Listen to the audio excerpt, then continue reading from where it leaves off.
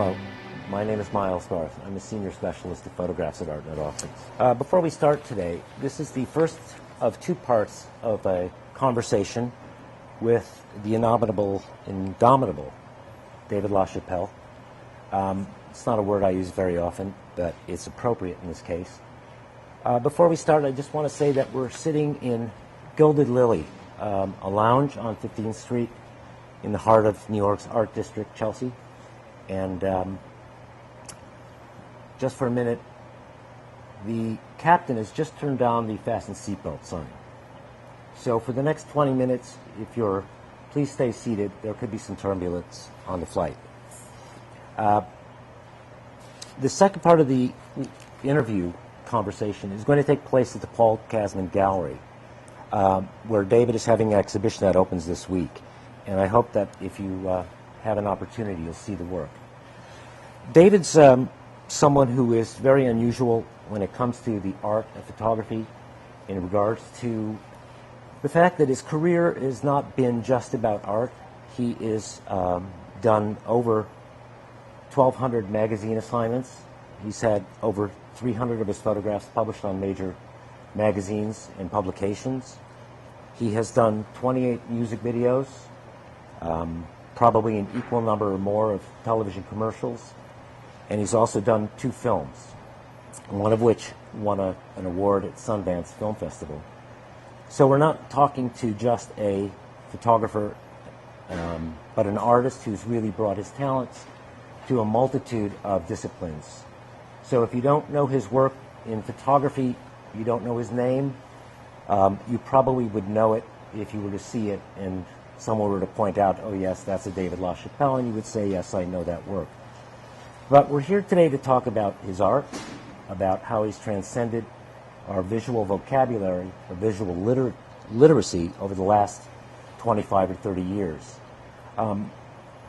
David's work has an enormous amount of art historical reference to it, which is often overlooked. So I thought a good place to start would be just talking about what interested you in art history and how you eventually blended it into your work and how important it's become in the work.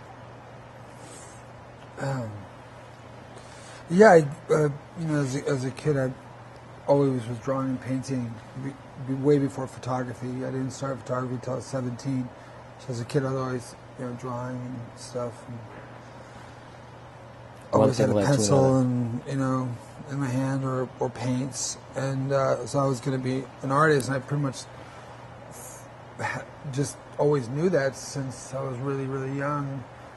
So I didn't pay much attention in school. And I was really attracted to the Renaissance from a really young age, and also to pop art, which was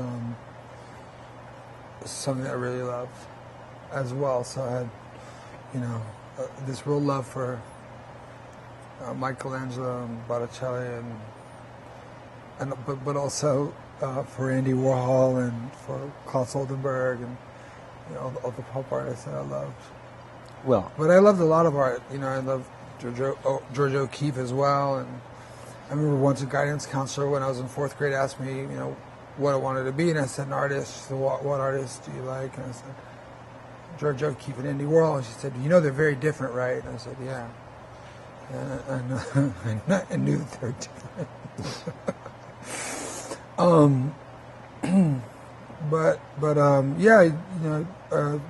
The Renaissance always really interested me as a kid. I loved it. I just really, really, really loved it. I think, looking back at your work, and I should, just for the purposes of being transparent, I saw David's work in 1983 when he was showing his work, his portfolio, to a portfolio reviewer when I was at ICP, and the reviewer called me in, which she rarely did, but she saw something in David's work, and once in a while she would call a curator in to see this particular person's work, and it happened to be David. And I remember my comment at the time was, do nothing. Don't change. Just keep doing what you're doing. And this was in 1983. And basically, that's what he did. And your work developed. And I can see in your new work, some of what I remember seeing in 1983, there seems to be this continuum of interest in various ideas, whether it's the nude, art historical references, religion, architecture, the environment more currently.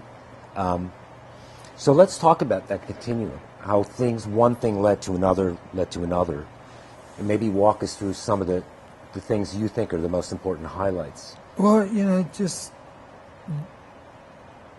you do, when you're young, you're starting out in photography, you do what you can, and the limitations that you have, what you can afford to do. The first pictures I did are all black and white and Renaissance sort of inspired. At the time, everything was very hard-edged in New York, and the trend in photography was sort of black and white, really hard-edge and punk rock, new wave influence. And I was doing these very soft, almost pre-Raphaelite kind of nudes of my friends, and everybody had like short spiky hair, so I'd put these wigs on them and kind of style them, but they looked like real, Renaissance type hair, and would just shoot in my squat on 3rd between A and B, and use the window light, and I was dealing with ideas of the soul, of the idea of the soul or spirit, and things that maybe you can't really photograph, or the unphotographable, the ideas of life after death, and then when AIDS started killing my friends, and it was really this big dark cloud hanging over this sort of utopian place, which was the East Village in New York at that time, it took on a different kind of urgency, that making those pictures, and I worked hard, and I worked a lot, because I figured I wasn't going to be here very long, so I wanted to give the world something, and not necessarily like leave a legacy or anything like that. That wasn't my motivation. It was more just to give something, while I was here, and make something beautiful that I could leave, and the ideas of heaven, and where does the soul go when one dies? What happens to these young 20-year-olds or 22-year-olds or 24-year-olds, my friends who are dying? What happens to that energy? Once they leave, and so ideas of death and life were very much a part of those pictures. And just by doing things like making sort of halos and figures glowing in the black and white darkroom at the time, or painting on the bleach, or rubbing bleach on the prints, and that I was using my friend's darkroom, who had this big loft at 303 Park Avenue South, which we later turned into a gallery, but at that time it was just her loft, and I was using her darkroom, and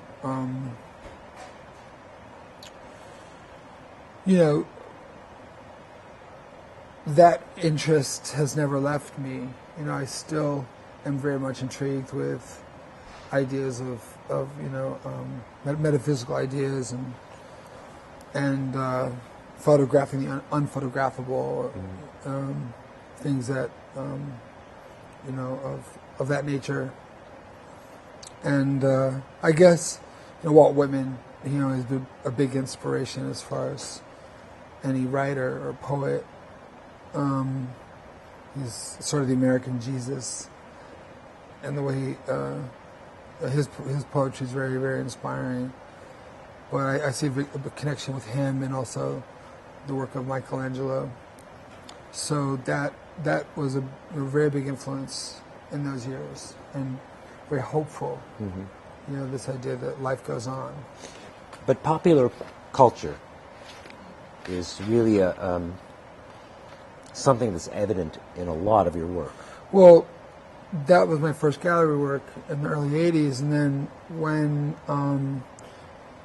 I had one of the shows up at 303, the people from Interview came and asked if I would want to work for Interview, and of course I wanted to work for Interview. It was the Zeitgeist, the most important popular culture magazine in the world, and the only one of its kind like that. And because Andy knew so many people, and he would just connect everyone. You'd have this incredible mix of people writing for the magazine, creating original artwork for it, and he would just put the tape recorder on, and it was, everything about it was fresh. It was the closest thing we had to the internet, because you hear people talking, and it was verbatim, and even if the waiter came to the table, they would write that down. So it was the closest thing we had to a chat room, the internet. You really got to know people by what they ordered or the small talk that they made, much more so than you would in a formal interview.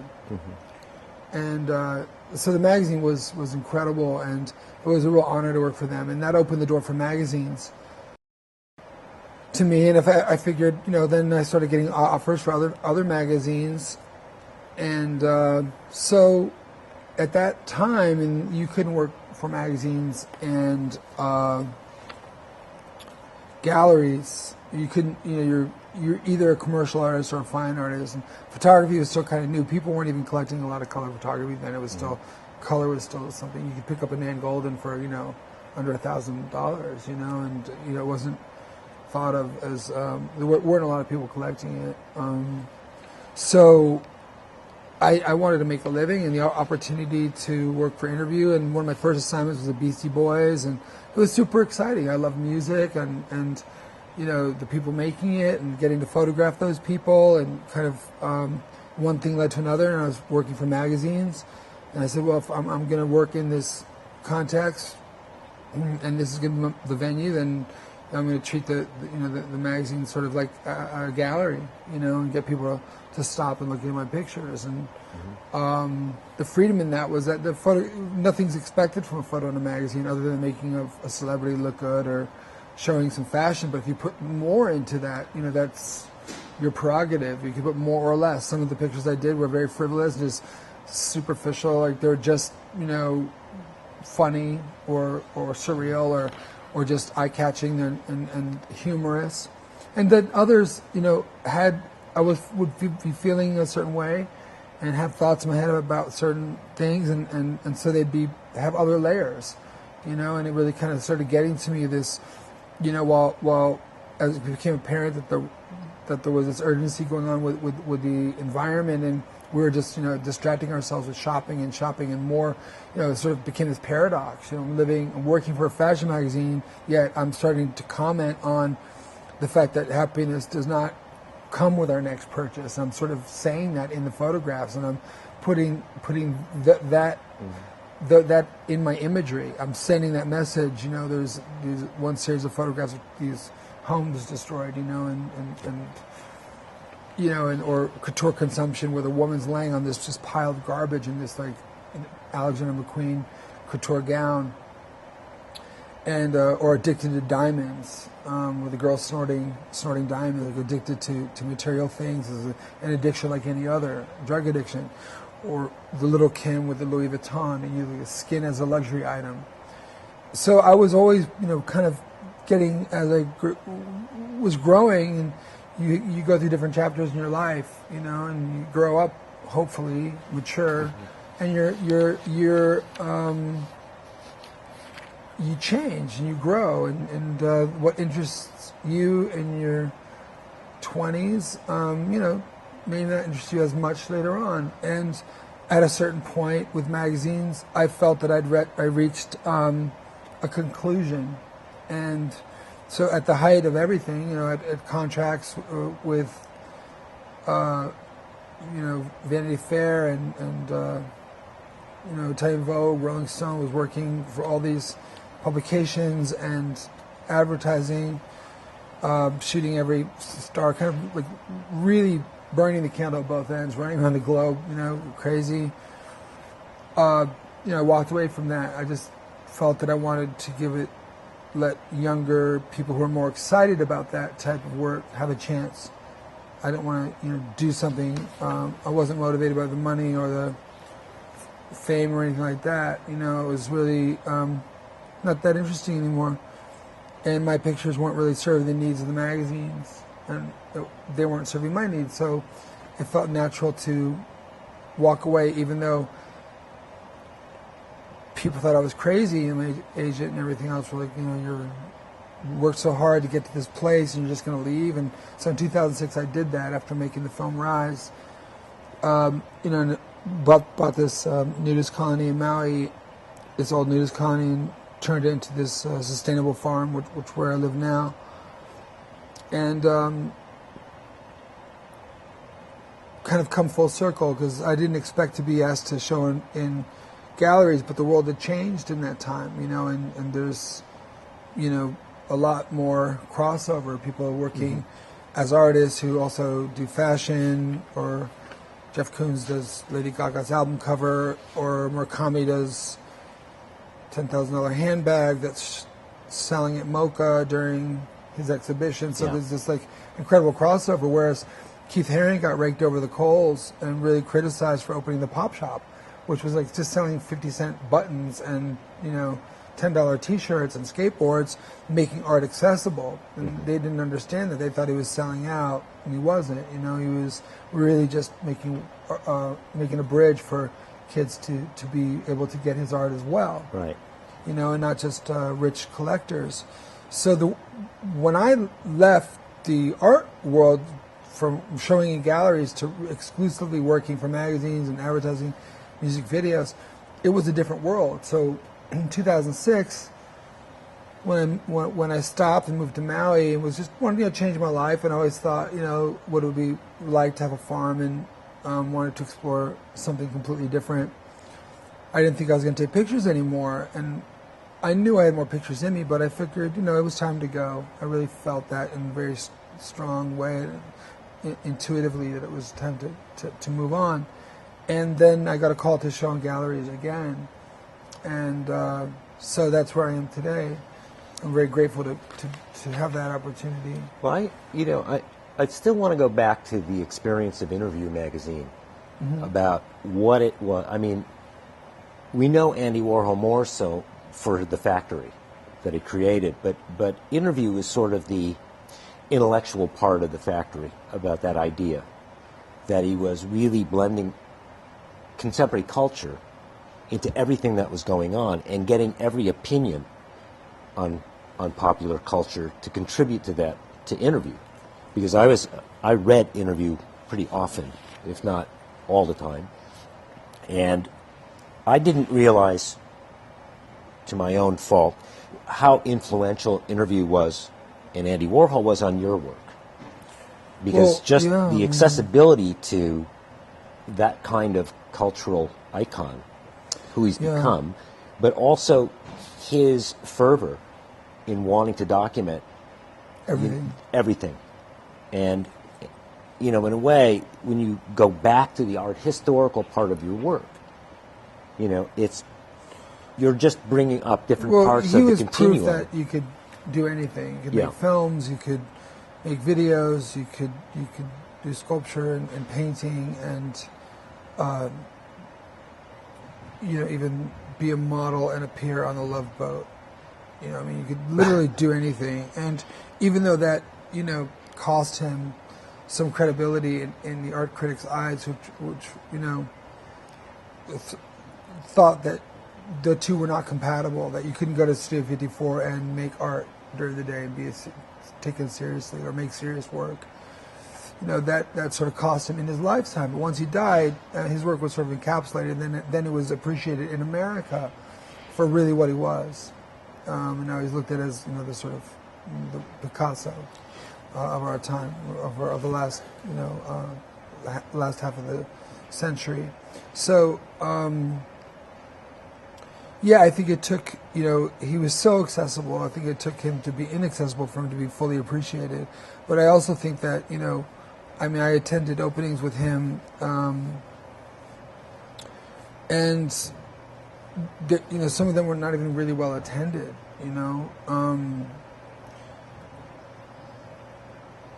It was not a great time for his art work and sales, and the criticism was very harsh. I don't think they sold $1 sign at Leo Castelli and he was sort of in the back room. And then when he did the paintings with Jean-Michel Basquiat, the collaboration paintings at Tony Schifrazi's gallery, I don't think they sold any, and they were really harshly criticized. And it was easier for Andy to take that criticism, although it was brutal. He had interview, he had a team around him, and he had a lot of years more experience than Jean-Michel, who was only 25 when those reviews came out, and they were very, very, very brutal. And I think that really, I think at 25 you believe, 21 you're the best artist ever. The New York Times says at 25 your career is over, you're has-been, you're washed up, you're all hype. I think that contributed to him really believing that and giving up. Just escaping through drugs, and eventually, destroyed him because it's too young to hear that kind of thing. And today we have a lot more voices because of the internet, and we have all these blogs. And so even if I think certain critics have lost a bit of their power because there's more voices now. Yeah. Well, I think.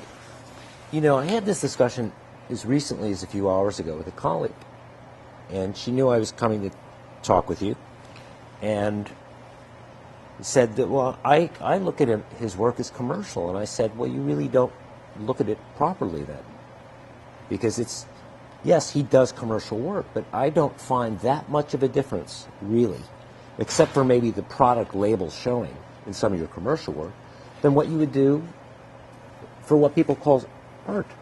Mm-hmm. There seems to be a seamlessness, kind of this very smooth transition. I've stopped, compartmentalizing it in my head. I just think of it all as one. Yeah, and I think that's the best way to appreciate what you've done, and that transfers over to your film, transfers over to the design of your photographs, which I don't think people really appreciate how much work goes into every single photograph you make. I mean, it is sculptural, it is architectural, it is about texture and fabric and color and shape.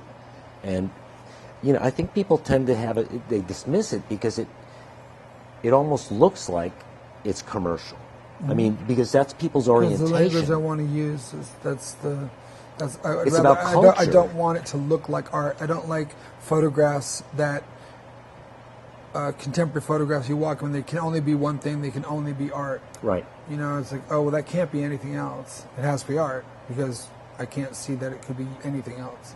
Or you see a lot of contemporary art that could only be one thing. It's art, contemporary, because it could have no other function or purpose. And for me, it's not as interesting, and when things are that obvious or when they're just, well, that's got to be art because I don't know what it is. There's one thing it could only be, Well, I like to use the language, that's a bit more, this kind of, I don't know, the vox populi, the voice of the people kind of thing. That's sort of where pop art, gets its thing, and that it really is using what I learned, the language of the imagery in magazines, and using that in turn, putting it in an artistic context or showing it in a gallery changes it, but you're using that language that people don't expect. So, wait a minute, that looks like a magazine picture. So it's a bit more ambiguous, and I think it's therefore a bit more challenging. I'd rather be that polarizing figure or the person that people dismiss, because there are very few people that you can't think of very many artists with this. Oh, he's not a real artist, but they'll say that about me, which I find it's okay. But let me tell you, I'd rather my be that response so was. Easily respected. I mean, I basically ended the conversation by saying, name me one artist who uses a camera who's done as much as David LaChapelle has done over the last 30 years of his career. I mean, that pretty much put an end to the conversation. And I've been thinking about that idea a lot. I don't know anybody who has had 28 books published, including the one your new show coming up, who's had, over 300 or 400 exhibitions, who's gotten awards from ICP and Life magazine, and a lot of, I mean, the films, the seamless move into commercial world and right back out of it again. I don't know any photographer in that time period that I can compare you to. And I you know, I'm not saying that as a great achievement, but when you think about yourself in comparison to other photographers, there's very few people who've done as much as you've done during that time period. And I keep going back to this whirlwind of interview, that maybe that was the last quart of oil that needed to go into your tank. Yeah. Also, you know, I think that if you're, you know, it still gives you something to fight. You know, it's nice to have a little bit of opposition. I think it fires you creatively. I think that you know, Andy's dream was to get in the Museum of Modern Art, and it never really happened until he died.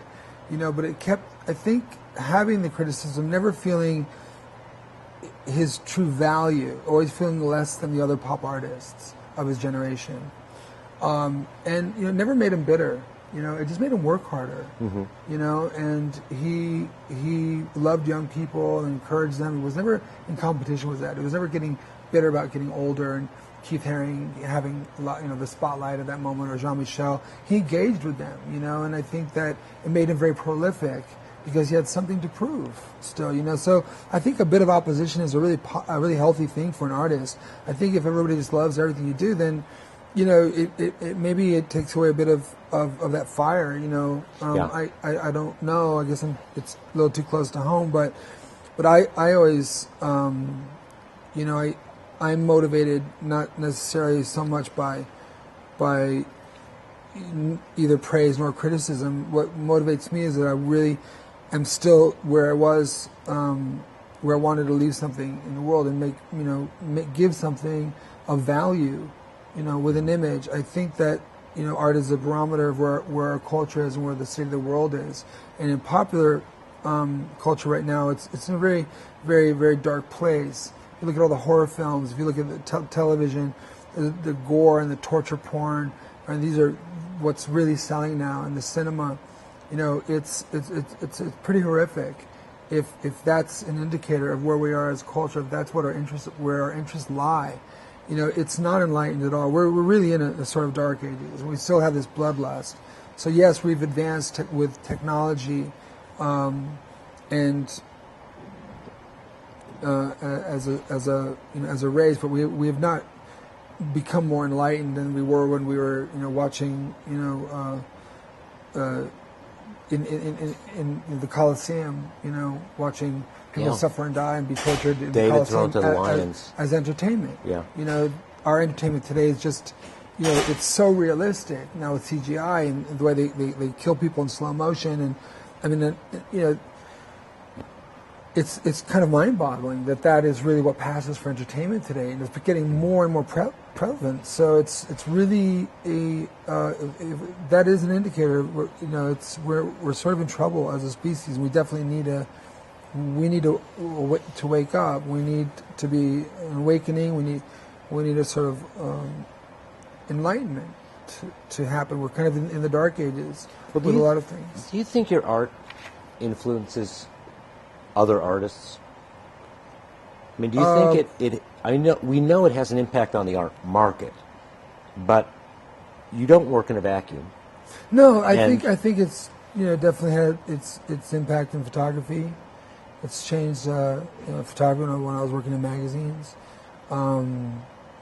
Just, you know, conceptually working, you know, in fashion, people, you know, concept wasn't really something people thought about, and set building and things like that. And so on that level, yes, for sure. But I think so. I think that, you know, anything that's out in the world, and being seen a lot by people who look at things, you know, are going to be influenced one way or another, whether they're going to do the opposite, you know, or they're going to take something from it. You know, we file, you know, people who work visually file things away in their head, and things that we enjoy or we like, you know, or change where we feel will inevitably sometimes, you know, aspects of that impact, you know, will appear in your own work. things that you've loved before. Like I'm looking at the gas station series. I had to write a report once on Edward Hopper when I was in high school, and one of the gas stations to me is very much like an Edward Hopper. Another one is this Ed Ruscha Standard Oil, which I've always kind of had. I love that picture, and one of them kind of really kind of reminds me of that. So things that we've seen in the world definitely do make their way into our own work. What always has motivated me is to make work that I feel brings something to the world. And back in the magazine days, sometimes it was just humor, and using humor as a tool, and color as a tool, and beauty as a tool. These are tools to get people engaged, But I think people sometimes have trouble with beauty and seriousness, or humor and seriousness. But you have to have that, especially if you're dealing or thinking about subjects that are more difficult, or more heavy. But maybe the best word you used, which is engaged, because ultimately forget the money aspects and the books and the exhibitions. I mean, I would think that your work, if I was going to describe it to one person in one word, it would be engaging. You might not like it, you might not disagree with it, but you must look at it. Right. It's too important as part of the continuum of art history. I mean, we're just sitting here today, January 15th or 16th, and tomorrow isn't, you might have another idea. And then 6 months from now, we're going to see that idea. I mean, that's what makes an artist an artist. I mean, it makes that, you keep that flow going as long as you can do it. But it's been an enormous experience and an honor to speak with you. I know we're running out of time. We're going to talk again in part 2, explore a lot of the same subjects in a different environment, in a different way. And it's been great. Thank you for watching. This has been an artnet interview.